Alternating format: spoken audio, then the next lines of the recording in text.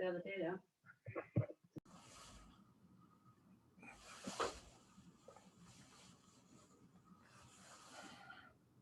Hi, folks. Good morning, and thank you for joining us for today's webinar. My name is Matt Mayhus. I'm with the marketing team with Lock Technologies, and we're thrilled to have you here with us today. As we kick off, I'm going to pass off the webinar here to our featured moderator today, Rick Orloff. Rick, I'll pass it over to you. Thank you very much. Appreciate that. Thank you, everyone, for joining. I've got some notes and things that we want to cover just in advance. Our panel for Internet of Medical Things. We have a great lineup. The meeting's being recorded. It'll be shared afterward. During the webinar, everyone will be muted. No surprise there. Please enter questions throughout the webinar through the Q&A box, and we will address those at the end. And you may see some polling questions come up. Please participate in the polling. That can be helpful for us. Those interested in the free risk assessment that's discussed, we can discuss towards the end and set you up for that as well. The other thing I also want to point out is as we go through the moderation and the folks are providing their input, please keep in mind this is their personal opinion. This is not, they are not representing their employers, personal opinions only. And with that, I'd like to get to our speakers and let's see here, technical difficulties. There we go. I'd like to get to our speakers and have introductions, and maybe we can go ahead and start with Gary Drummond. Hey, good morning, everyone. Thanks, Rick. Appreciate the opportunity to be here. So I am the founder and CEO of Lock Technologies, and I'm delighted to have a strong panel this morning, particularly from the healthcare industry. My company focuses in on the new risks and threats associated with wireless, and as we all know, wireless has been widely adopted in the medical field.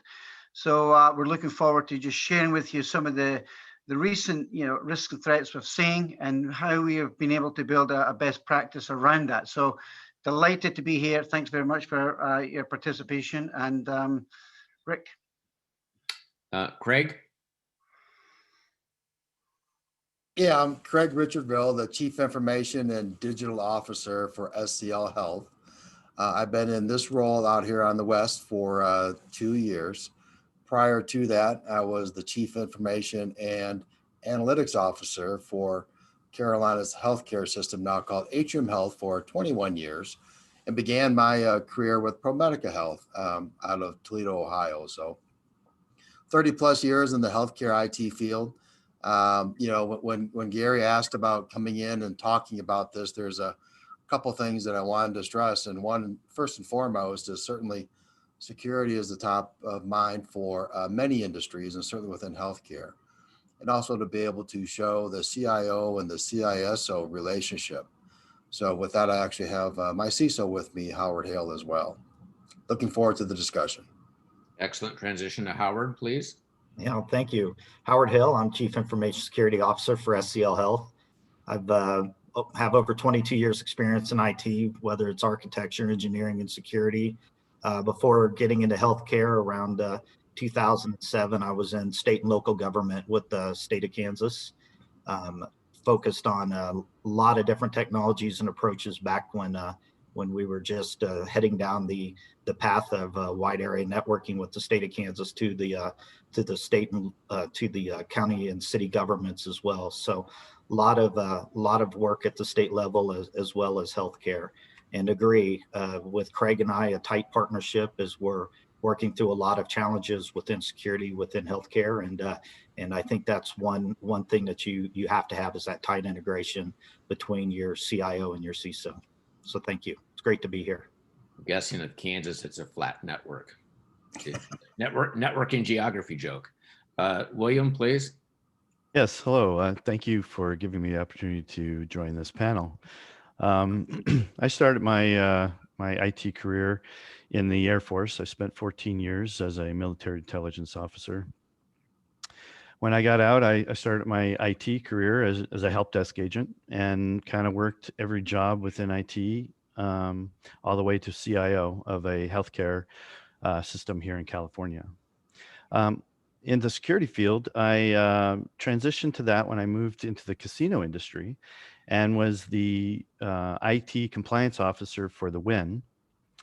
Got my understanding of that industry and then advanced to the level of CISO at Caesars Entertainment.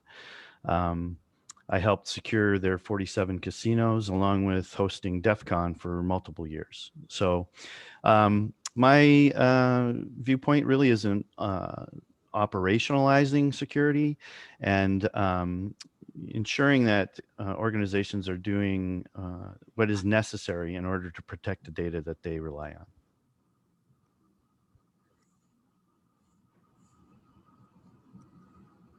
Yeah, I'm not sure what happened there. Sorry, folks.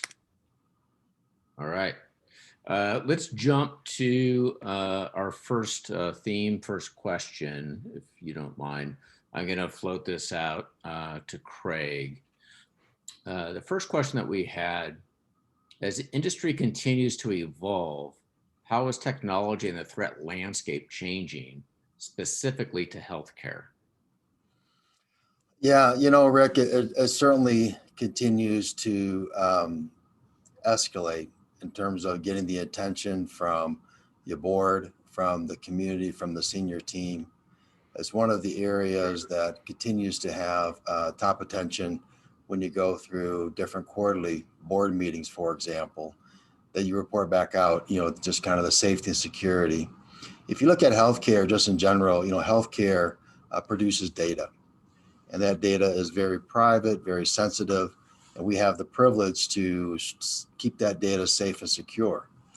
And as we continue to move all industries, so for example, the remote workforce creates a challenge for now all industries. When you look at our care that we're providing within healthcare, being a lot more telehealth, more hospital at home, that continues then to increase the potential for challenges for us. And then you look at the threat actors that are out there, they're getting more and more sophisticated. So literally each and every week, each and every month, we continue to increase our game of how we want to protect. And probably the biggest thing that I've seen over the last 5 years is just the collaboration. We're all kind of in it together as we continue to keep ourselves safe and secure from the different potential risks that are out there. And so from my standpoint, when you look at somebody like a CISO, and in this case, just the fact that he or she continues to learn from other industries and learn from each other within the same industry. It's not one of those things that you compete on. Interesting. It'd be interesting in a follow-up call some other time to understand what we present at the board level for the medical IoT piece. Howard, any thoughts or follow-up on that? Well, I think just overall, building on what Craig said, when he talks about data, he's absolutely correct. We generate lots of data. It is something that we do have the privilege of protecting. It's also something that's the threat actors are very aware of, that they can monetize in many different directions. And so as we've seen lately, probably over the last several years, but really seems to have increased in 2020, whether it is through ransomware attacks to where they can shut down operations and force payment, to where they, worried about third-party breaches in which they're breaching our third-party partners and looking to gain access through our third parties. All of it lends itself to this more mobile, more cloud-first world, edge type of an approach, especially with COVID, as we rapidly moved from what we thought was going to be maybe a couple of year process to go more and more remote to being a couple of months. It arrived very, very suddenly. And so that's a whole new area to have to look to protect in a very short amount of time. And so all of that pulling together has really increased the threat landscape for healthcare. And it's not lost on attackers that as we've seen over the last, year plus, how they've really targeted healthcare as we've gone forward and all the way into 2021 now. Yep.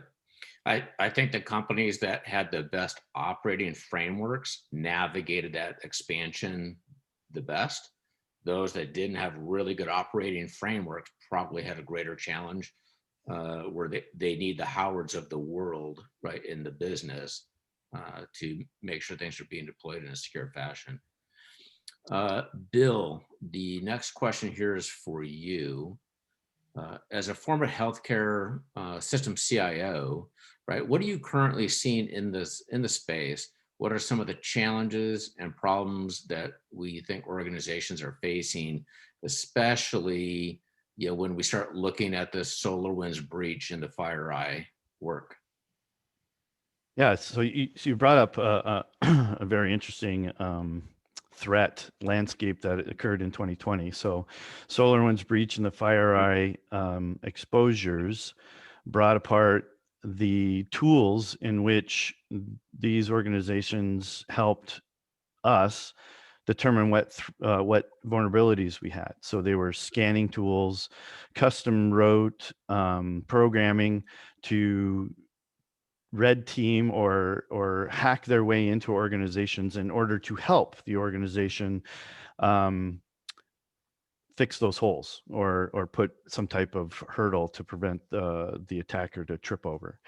But that's really going to be compounded because of that breach in 2020. So the truth of the matter is, although we'd like to say that all of our systems are secure and deployed in security best practices, there's a lot of legacy systems in healthcare. You have Windows XP embedded systems still operating, Windows 7 still operating in these organizations. And these tools that the attackers now have will make it quick work for them to figure out where you have holes in your network or systems that haven't been patched or are just legacy and they no longer have support. They'll find them quickly. So we need to be one step ahead. And so scanning and patching and understanding of the environment in which you are responsible for is key. I've had experiences where I found old paging systems sending patient data in clear text because they're analog. Right. And people didn't even know they were there because they were being transmitted in a spectrum that wasn't being monitored. The 802 area, as we all know, isn't the only area in which medical devices broadcast. So if you don't have that visibility, you're blind. And now with SolarWinds, the attackers do have that visibility. So you're going to have to step up your game this year. Yep. Yeah, we just completed an activity where we found Windows systems that the company did not know about, during our assessment. Yeah. Pretty classic. Gary Drummond, any comments, first, second, third lines of defense here? Absolutely, Rick. I just echoing what Bill is saying. I think what we're seeing is that the mobile edge has certainly changed. Right, we're now dealing with multiple different access layers. For instance, a lot of these medical devices are just not communicating over the Bluetooth and the Wi-Fi spectrum anymore. They're using cellular. They're using broad spectrum. Some of our medical customers are running some of their most critical mission critical devices on non-standard frequencies like 1.9 gigahertz or 450 megahertz. And there's standards out there like the wireless medical telemetry service, right? WMTS, that they're promoting, mission critical devices on 600 megahertz and 1.3 and so forth. The point I'm making is that, that moat, as we used to, talk about, where, the ingress and egress of traffic going through, the router switch firewalls for monitoring. Well, that's changed, right? The devices are now connecting straight out to the cloud, and therefore there needs to be a fundamentally new approach into visibility and risk assessment and mitigation capabilities to be able to detect and assess these new, all things wireless, wirelessly connected. So that increases the threat landscape, and this is the visibility that we should be talking about, we should be looking at in order to be able to make sure that we've got things buttoned down as best we can. For instance, some of my healthcare customers now have vaccinations taking place in the parking lot. Guess what? It's all wireless. So therefore you got PHI data, now at an edge that wasn't there a year or so ago. And therefore to be able to understand what belongs to you compared to, what is foreign needs to be dealt with very, very quickly.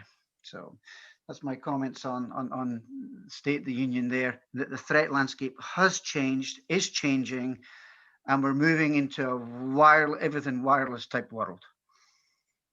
Thank you, Gary. The participants should see that there was a poll that popped up. Hopefully you guys had an opportunity to vote on that. So, our second theme here, now is the time for zero trust in healthcare. And so I'm going to pose this question over to Bill. And we talk about zero trust, right? So what is it? How do we get zero trust, and what role does this framework play in the modern healthcare security architecture and security posture? And why is healthcare ripe for this framework? Thank you for asking me this question. So in the old days, we used to just allow everybody into the network, right? So you need to do work, we just gave you access. In today's threat landscape, you can't just allow everybody into the network because you can't trust who's on the other side of that. As everybody is illustrated, Howard, you were 100% right. Organizations had to quickly ramp up and let their user base work from home. The IT industry has access, and now they're remoting in from home, and we don't know if the edge is secure, their home environments.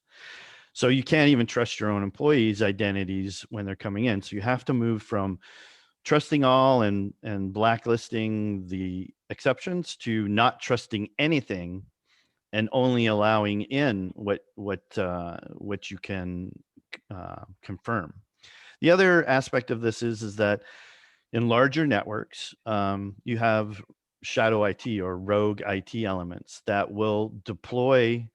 They'll call up a cable company and have a new cable television line brought in, and they'll immediately hook up an access point to it and create their own dirty network because they don't like the restrictions that security or IT is put into place. So again, you got to have the visibility when things like that are coming online onto your network. Looping the network, not allowing your users to connect to a dirty network and the trusted network. It gets very complicated very quickly, but it's a result of that ever-changing threat landscape, and we've just moved into an environment where you cannot trust who's on the other end of that computer. In my earlier days, I had somebody do exactly that. They dropped a DSL line into our environment.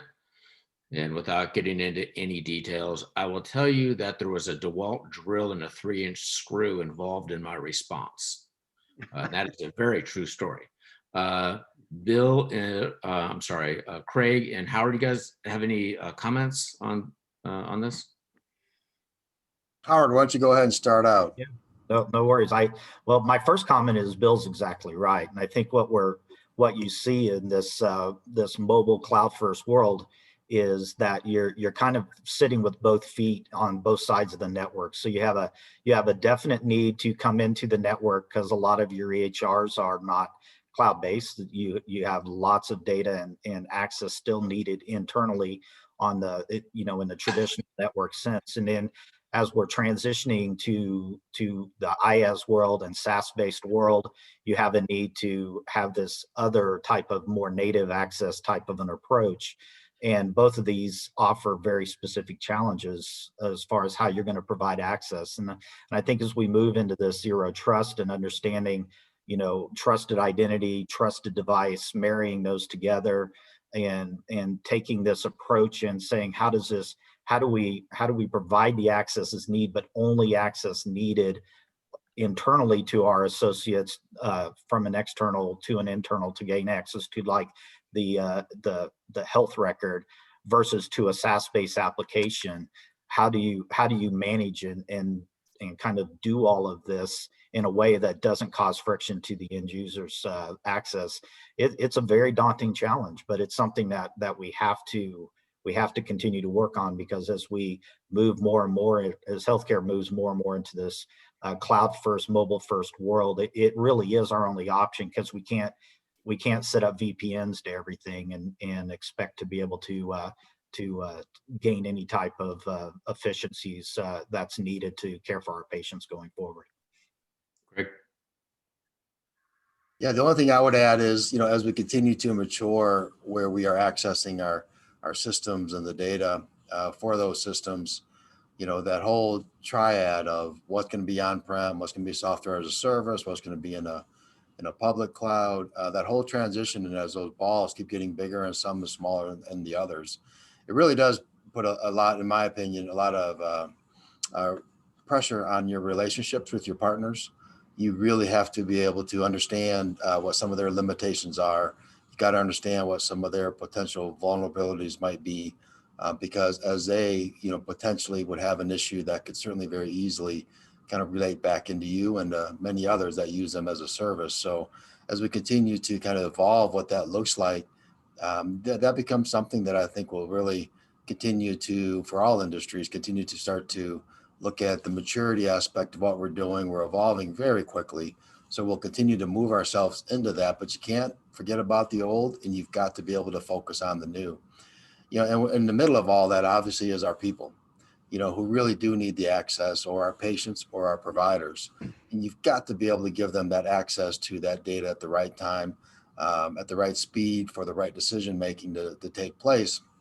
So as you kind of factor in that into your processes and where all that stuff continues to shift, that really just becomes something that is an opportunity that we can really, I think, as an industry or as cross industries, really start to mature. I do like Gary's comment, about the mobile aspect of it. The things that we are certainly feeling and continuing to provide is that access, ubiquitous access anywhere. When somebody needs that access to that data, they need a safe and secure way to access the information so they can make those timely decisions. And that's, all of our responsibility to continue to kind of work together on allowing that to become more and more a reality. If I can just pile onto that, Greg, I agree with interoperability and the government's desire for us in the healthcare industry to share information to third parties, or again, as you stated, to whoever needs to have the information in order to provide post-care, pre-care. It becomes challenging for the more mature organizations to ensure that the data is being protected by those third parties. Because you have small doctors' offices or rehabilitation clinics that are needing to consume the data that the larger organizations are contributing, and they may not have the security on their side to protect it. So we as the bigger brother almost have to pull them in under our wing and be more diligent about not only our security, but our partners' security. And for those that, go ahead, Howard. Yeah, I was just going to add one more thing, and with the easing of sharing of information through the info blocking as well, we're going to just continue to see that grow in importance as well. Agreed. For those that didn't pick up on the nuance, Craig and Howard are the security, the CISO and the CIO in the same organization. So when they talk about friction between security and operations and how to make it work, these guys have lived the path. Gary, any comments on this theme? Absolutely, and sort of I agree with what's been discussed, but in keeping it, kind of real and tangible, we all know that the Internet of Things has created the world's largest attack surface, and whether it be remote workers now connecting into their networks, home. Guess what? They're now running on a shared medium, and having been involved in a number of remote worker assessment type engagements, you now have critical assets that are on the same network as your Xbox, your cameras, your smart television, the fridge freezers, the dishwashers. They're all on this wireless network. And the reason why I think a zero trust model framework is imperative that you implement is that we need to look at the behavior change statuses of these devices now connecting in. A lot of security controls kicking at layer 3 firewalls, VPNs. They're all layer 3 wireless, which is, again, 90% of things connect wirelessly. When was the last time we actually plugged in via Ethernet, right? Hardly ever now. There is a huge security gap in not being able to understand the risks and threats associated with that layer 1, layer 2 in the OSI model. So when clients, customers connect into the network, it's really imperative we have a ability to not only detect assets that connect, but what are they doing? What are they connecting to? How are they connecting? What information is being passed? And we're looking at this kind of behavioral aspects of these assets now so that we can detect any communications that shouldn't be in fact there. So you're going to see more and more of a zero trust model being implemented because we're now looking at these remote networks, and firewall alone, VPN alone isn't enough to be able to detect and assess and prevent risk. There needs to be further analysis into what they're connecting to, how they're connecting to it, how long they're connecting to it, what data they're passing, to be able to really identify that as a legitimate device authorized with credentials. Because in the corporate environment, we're all using an 802.1x type of authentication and encryption type scheme. In the home, we're back to WPA, which means that there's an opportunity to manipulate the connection prior to all these layer 3 firewalls, VPNs kicking in. And customers need to have visibility into that to know that no nefarious communications, in fact, coming in via an authorized device, but compromised to do something else. Yeah, to help, that's excellent, Gary. And to help drive that point home, it's interesting. As a security individual myself, I try to keep a small footprint on what is allowed to connect within my home network. And when I look at the devices that are there, the other day, the count was 26. And I have a small footprint, pretty tightly controlled. I don't just bring everything on board. And it's interesting because two of those things are my dogs. My dogs wear trackers, right? Mm-hmm. And to help drive your point, Gary, if we started thinking about the IoT attack surface with the lens of the SolarWinds breach, and start thinking about it as a supply chain attack, right? What are all of these devices as third-party frameworks, right? If they get compromised, that brings them into our network. Exactly. And as you know, a lot of IoT devices, there is no challenge in response involved with a lot of these devices, right? Because of lack of CPU, lack of memory, lack of storage.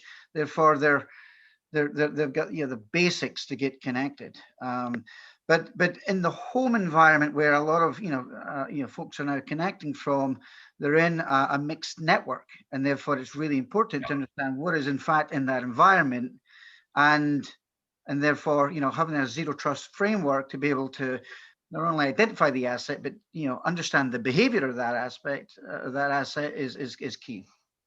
Agreed. Our third theme is healthcare security of the future. And thought that, Bill, you might be ideal maybe to lead this off. What are the major challenges healthcare CIOs and the CISOs are facing ahead of us? Yes, thank you again for the question. So as organizations, if they haven't already advanced their hospital systems or electronic medical record, moving to electronics instead of paper, this now the organizations, the doctors, the workflows, they're all connected. So when the system goes down, it is a critical disruption for the organization. You know, they almost forget they can still take care of the patients. That's how critical the systems have become for them. These electronic systems and handhelds now are just flooding the industry. Doctors and nurses are getting alerts on their cell phones or iPads. They're giving orders. They're giving medication through these mobile devices. So it's not only critical that their uptime is 100%, but they're able to connect anywhere in the network. So now what do you have? You have an environment that patients are bringing devices, probably 3 to 5 per person, connecting and wanting to conduct business on your dirty network. If you've isolated that, you want to isolate dirty networks versus private networks, put all your guests on the dirty network. But then you need to have that visibility of all those devices that are connecting. Is it authorized? Did the doctor get on the wrong network and now he's not able to provide service? It's just becoming more complex and more diluted with the mix of authorized and unauthorized devices coming into these environments. What about the network reliability, the criticality and the impact, right, to keep these networks, HA, right, highly available? Right. So because the organization is reliant now on no longer paper but electronics to provide care, the minute that system is not available, lives are on the line. You have insulin pumps and other mechanisms. You even have nurses that are monitoring patients remotely through video cameras and motion sensors. As soon as somebody tries to get out of bed, the nurse pops on the screen and says, "Please sit down. I'll have a nurse come in and help you immediately," to prevent falls. Falls are big things in the hospitals, and technology is lending to that support instead of having somebody sitting in a chair in the room. So now imagine if that wasn't available. Now they're having to scurry around to make sure there's humans able to do what this technology has streamlined for them. So again, the disruption of that system not being available is getting more and more impactful to not only the patients, but also the caregiver. Your points are pretty interesting, right? It makes me think about from a board level quarterly business review, the type of metrics that might get reported out are very different in the medical healthcare space because there are life and death metrics, right, that involve the network. Craig, Howard, comments? Yeah, I'll make a couple comments. We've talked a little bit about like the Internet of Things, and I think, we've heard over the last several years, it's really the Internet of everything. Everything that we have is somehow will be connected to the work. And when you look at within the healthcare industry, you've got medical devices, you've got home devices, or you start to transition to more hospital at home type concepts. You got personal devices, people wearing the Fitbits, all that kind of stuff. All that information are sources of data that will now be coming back in. And we have to be able to have confidence in the data that we're receiving and be able to analyze that data. And also, I think as we continue to do the shift from the wire to the wireless, that's to become more and more a way of how we're connecting. We're not going to be plugging in anymore. Something's going to pick it up. And one of those different networks, whether it's cellular, or you move into the more advanced 5G or 6G. All those different ways of how we connect is going to continue to be that way, or even Bluetooth, with my device connects to something and comes over to me. And then I think as we look at that whole source of truth of the data, you've got to follow it all the way back, because a lot of this data is coming from wired to wireless, back to wired again, back to wireless again. As you track these paths, you've got to make yourself understand what is the weakest link of the source of that data, so you can continue to mature and evolve and make it that way. And it's going to continue every day. And again, as we said before, it continues to be a lot more complex, and part of what we have to do, we have to make it very simple to get access to that data so that people can make timely decisions based upon it. So it'll continue to mature, and that's where I think the CIO CISO relationship and newer companies like Lock coming in to help us to try to accelerate a lot of that work. Great. Gary, how about some comments from your perspective on this?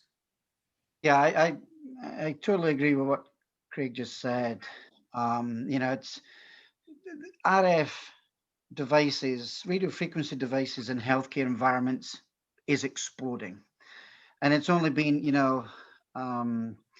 increasingly adopted due to the fact that networks now need to be extended into the car parking lots and so forth. But it's no longer acceptable to just be looking at the 802.11 frequencies in Bluetooth. Craig mentioned cellular, 4G, 5G, right? Guess what? 80% of IoT devices in a healthcare organization are wirelessly connected. Every one of these doctors is running around with an iPhone, and they're connecting to authorized networks. Well, it's very easy to kind of lure them to unauthorized networks. So therefore, visibility across cellular or broad spectrum. I mentioned very early on, the wireless medical telemetry service. These and there's another organization out there called MedRadio. These are all authorized medical devices running in non-standard frequencies. Think of these non-standard frequencies as different languages. So it's important to have an interpreter to understand what's going on with these critical assets, particularly as they're interfacing with the customer now, right? Fitbits, and there's mission critical healthcare information now being shared across wireless. And the wrong medicine at the wrong time to the wrong patient would be, obviously crucial and devastating in a lot of cases. But what I'm saying is, at the end of the day, if in fact 80% of new healthcare devices are interfacing with some sort of radio frequency, it's important to be able to detect, assess those risks, right? So visibility is key. We talked a little bit about that. You can't defend what you don't know. And it's not just, the Wi-Fi spectrum that we're familiar with. The threat landscape has moved on from there, whereby you have these non-standard frequencies and cellular 5G, massive adoption across healthcare, and being able to understand any nefarious communications across cellular is key, not just in cellular, not just in Wi-Fi anymore, Rick. So that would be my 2 cents there. Thank you, Gary. Appreciate that. We've got some open Q&A. Is Ashok on the line? Yes, I am, Rick. I think you had a couple of Q&A questions that came in, so we'll kind of field those and see where we go. Yeah, perfect. So there's one that came in with the prevalence of smart healthcare products. How do we protect these remote devices outside of the healthcare facilities? Is there any insight that the panel can provide? So go ahead, Howard. Yeah, I just want to clarify real quick. So these would be like smart devices such as like the Fitbits or smart insulin pumps that are communicating with the cloud and such. Those types of devices. Just to be clear on the ask, I'm gonna assume that's sort of the scope of what we're talking about. Yeah. So medical wearables. Yeah, I think if we go back to the conversations just before, is when you start thinking about medical wearables as well, as you're talking about devices probably interfacing with each other with very little human interaction or understanding of those data streams, and so you're sort of trusting that data stream between device to device, and so I think it becomes very important going forward that as we're continuing to increase this data, which was Craig was talking about earlier, is just the enormous amount of data we're starting to create within healthcare, is how do we understand that data from a security perspective. I think it's going to outstrip anything that humans will be able to do. And so we need to really start understanding, as this becomes more and more prevalent, is how can we use technologies such as artificial intelligence and such, that's going to be able to help us make sense of these data streams, because it's just going to be overwhelming. And I think if you think of it from an attack surface, one area that could really cause us trouble in the future is, if you think of the CIA triad between confidentiality, integrity, and availability, is how do we ensure that confidentiality in integrity? Because if hackers are able to inject bad data to make it hard for our care providers to make good decisions based on the data, I think that's an area that could really cause us headaches in the future. Sort of a ransomware approach, instead of holding our data hostage from an encryption standpoint, instead be able to inject bad data into these ever increasing data streams and cause patient harm through that as well. I think that's from a future state security. I think we're going to need artificial intelligence to help step up and help us drive some of this going forward, or else I think we're always going to be trying to play catch up from a human standpoint. Yeah, AI from detective and response controls. Correct. Absolutely. Right. Anyone else? Well, I would say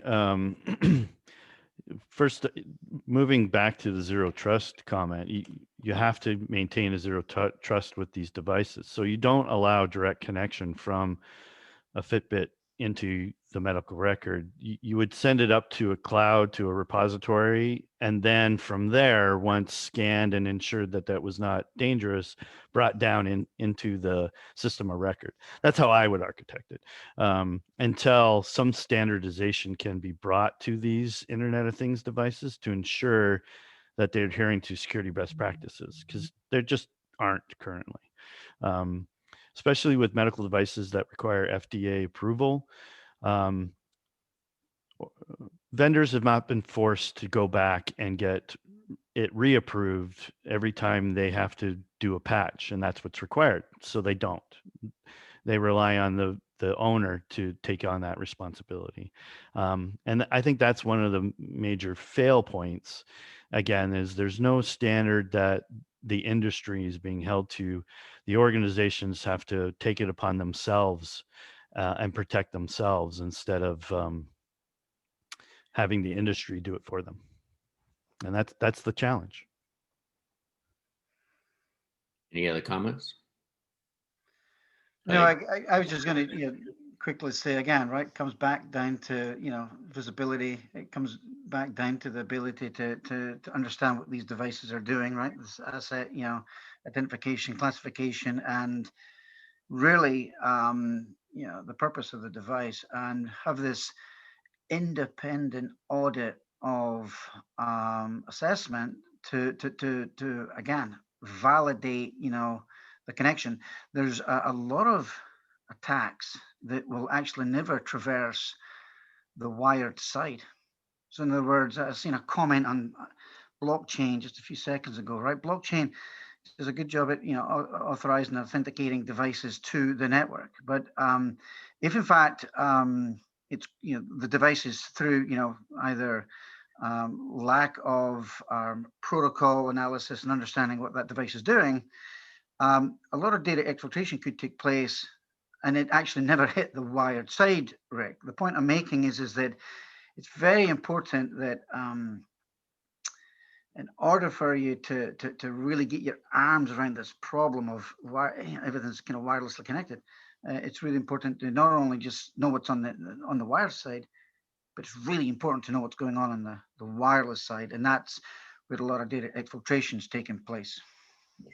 It's interesting on the importance that we've now shifted from copper connections to wireless. Two of the industries that I think have to, well, maybe three of the industries that really have to be hard about this would be, healthcare, the casinos, and finance. I think finance has, they have their own challenges, but they're not quite as exposed as a hospital and healthcare because of the amount of people coming in. I'm also seeing, a lot of smart factories, right? A lot of factories now also enabling, they're moving to robotics and so forth. Mhm. And therefore, again, a lot of automation there, a lot of wireless communications there, could be cellular, could be broad spectrum, typically, because it's a little bit more, reliable quality of service and so forth. But again, 80% of IoT devices are now wirelessly connected, not wired, and therefore there needs to be a fundamentally new shift into insights into the risks and threats associated with those connections. Ashok, any Yes. other questions coming in? Thanks, Rick. We have one from somebody in the industry coming from the vendor side of building medical equipment. The question is, what kind of guidance would the panel give them on partnerships that they should develop with vendors such as Lock or other security, and maybe even the healthcare providers as well, so that their product is protected in the deployments? I'll make an initial comment. I think one of the earlier comments suggested that there's still some proprietary and probably some legacy technology being built into some of the devices that we are getting either today or have in the past as an industry. And I think that's part of the partnership, is to continue to educate our partners as they're developing new products and services, that in order to be more mainstream with a lot of their work of how they're embedding the intelligence into those devices, that helps us, to be able to have the tools and to be able to have the identification of different things that can be monitoring and suggesting and or rectifying the issue that might be with the device. But as it become more proprietary or more legacy based, some of the newer technologies aren't going to be able to absolve that. And with that will come, I think, challenges for us. So I think as they continue to mature and grow their devices that they're bringing into the market, the more they can be industry standard with a lot of the internals, the better we can keep them updated, patched, et cetera. In many cases, when you look at, IT, for example, there's a separation between touching a medical device versus touching, a non-medical device. And we can keep a lot of the non-medical up, but the medical has a lot more sensitivity to it. So again, if they can just kind of bring that more mainstream, then some of the tools that we actually have should be able to be applied, whether it's a medical or a non-medical device. Yeah, I think also the other thing when we start talking about IoT and IoT medical devices, the manufacturers of all of these devices that are out there often put IoT into systems without the ability to ever push an upgrade or a patch.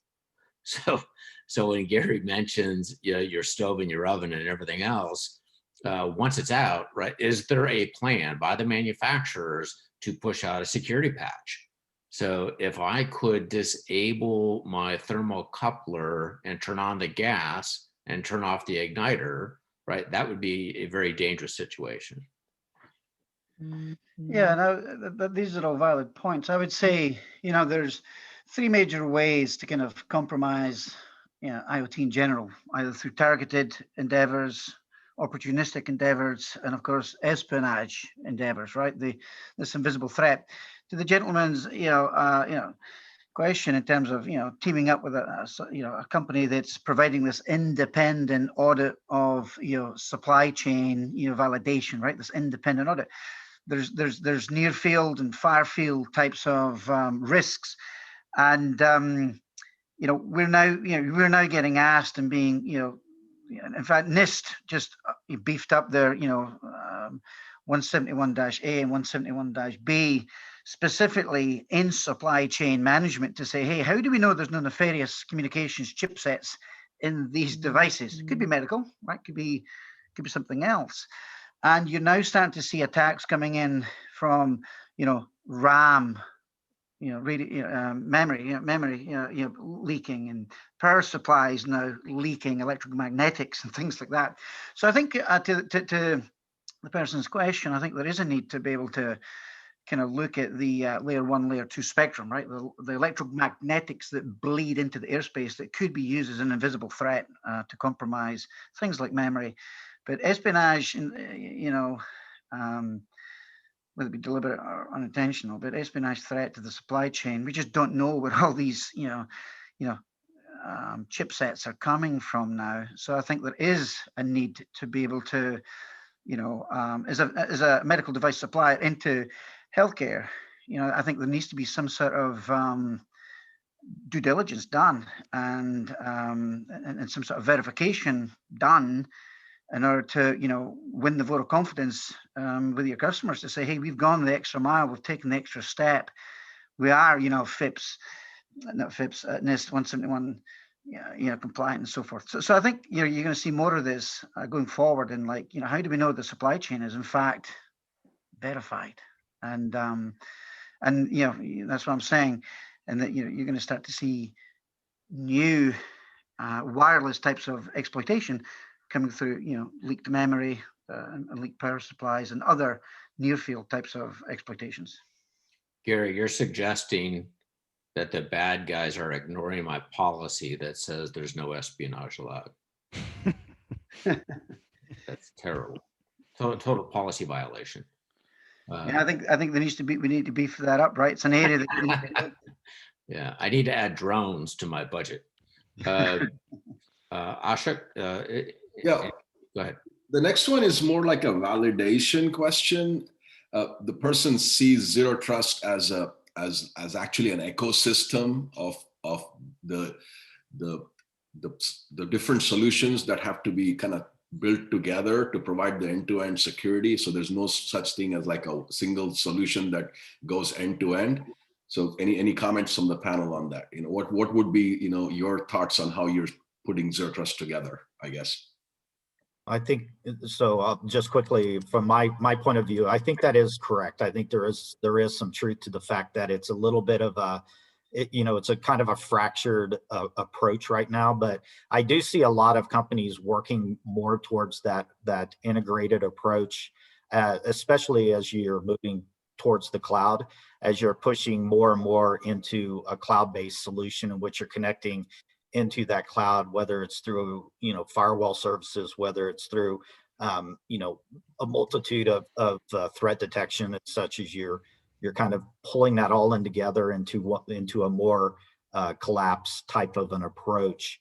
So I think zero trust is maturing. I know it's kind of been around for a while, but it really has only hit its stride in the last couple of years. And I think there's a lot of companies that are taking that approach in which you can kind of pull this together and not be such a fractured ecosystem, especially with the SASE, Gartner's defined SASE approach going forward. So I think there's a lot of maturation still to come, but definitely right now I agree that it's a little more fractured. But I think zero trust overall has a lot of promise in the future and how it's being developed.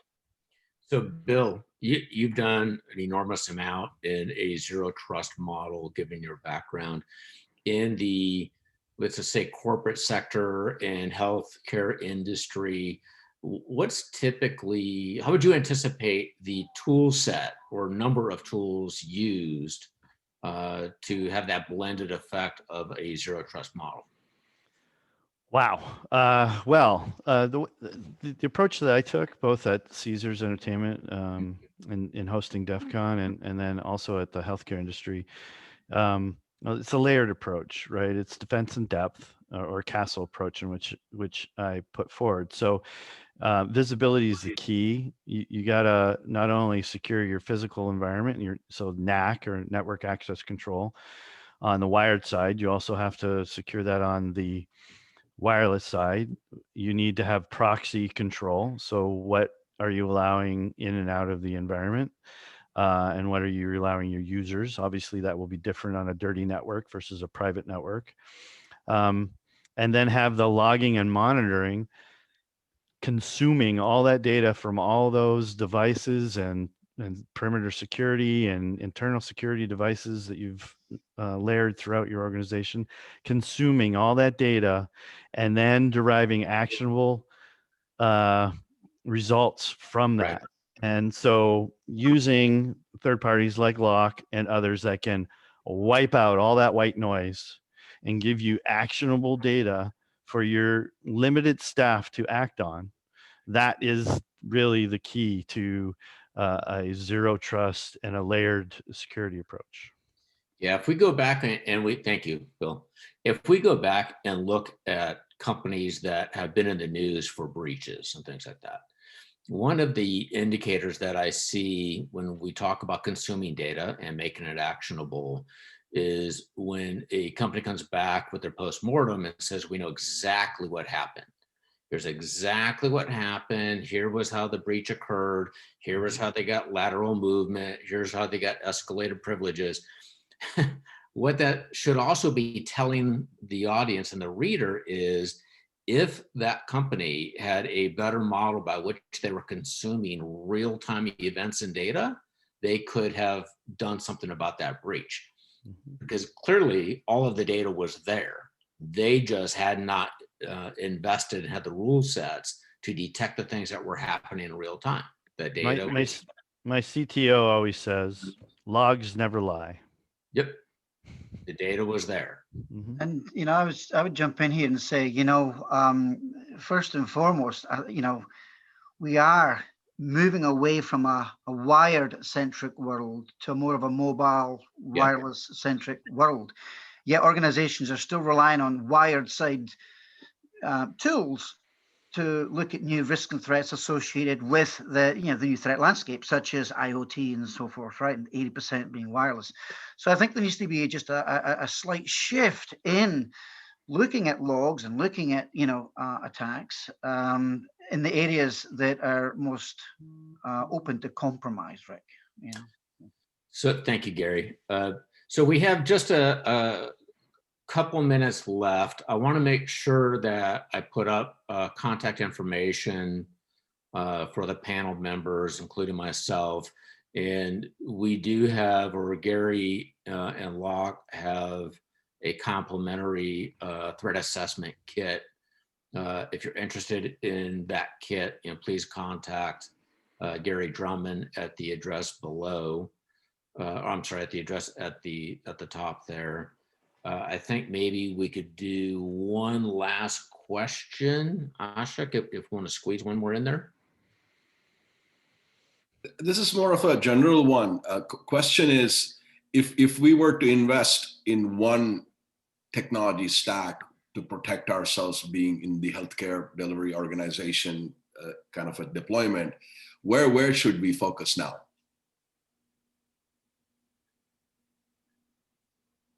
Well, I would say that, I mean, that's again a huge question, but visibility, right? You need to know what you have and what's happening within your environment.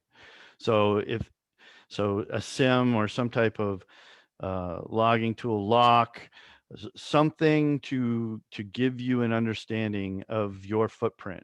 That's where I would start. If I had to make one comment on that, I would say invest in your people. You know, they will find the right partners, bring in the right tools, have the right team developed in order to help you through that. So I think the heart of a lot of what we do is making sure we make good decisions, and having the right people in place to have the right information to do that would be important. Thank you all.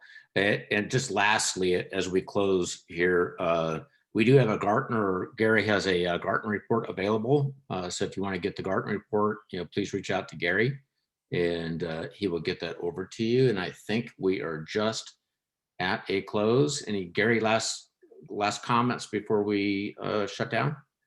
Well, first of all, Rick, thank you very much for moderating the panel discussion, and thank you to my panelists, Howard, Craig, Bill. I really appreciate it. And to the audience, I hope this was insightful and giving you some, updates in the new threat landscape, particularly, in securing the mobile edge for healthcare. As Rick mentioned, if you are interested in the Gartner report for medical devices, medical security, it's on our website at lock.io. And if you are interested in a free risk assessment, wireless vulnerability assessment, then we are very willing and open to discussing that with you. So again, you can send me an email and I'll be more than happy to walk that through. But a lot of companies don't, you can't defend what you don't know. So this is a visibility type of solution. So hopefully, would be of interest to you. But thanks again, Rick. Appreciate it. Appreciate Matt for this webinar, and hope everybody can have a nice day. And thank you. Thank you. Thanks, everyone.